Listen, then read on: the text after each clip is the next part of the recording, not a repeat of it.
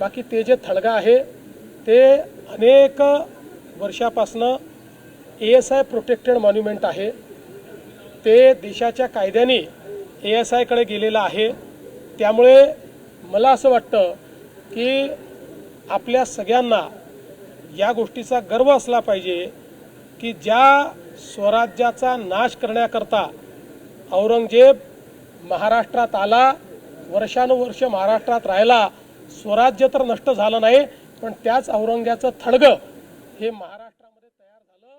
हे थडगं सगळ्या लोकांना सांगत राहील की ज्या ज्या वेळी स्वराज्यावर आणि सनातनवर कोणी आघात करेल त्याचे थडगं अशाच पद्धतीनं तयार होईल।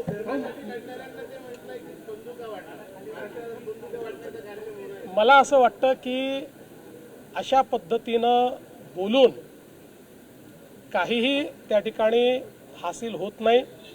अशा पद्धतीनं बोलणं देखील चुकीचं आहे आणि रक्षण करण्याकरता महाराष्ट्र सरकार आणि महाराष्ट्र पोलीस हे पुरेसे आहेत, इतर कोणाची आवश्यकता नाही। मोदी आरक्षण लाने वाले महिला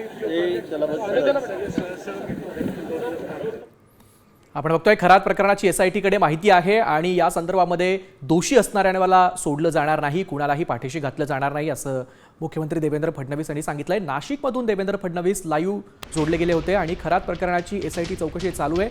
या प्रकरणामध्ये कोण असेल त्याला सोडणार नाही असं देखील मुख्यमंत्र्यांनी सांगितलंय।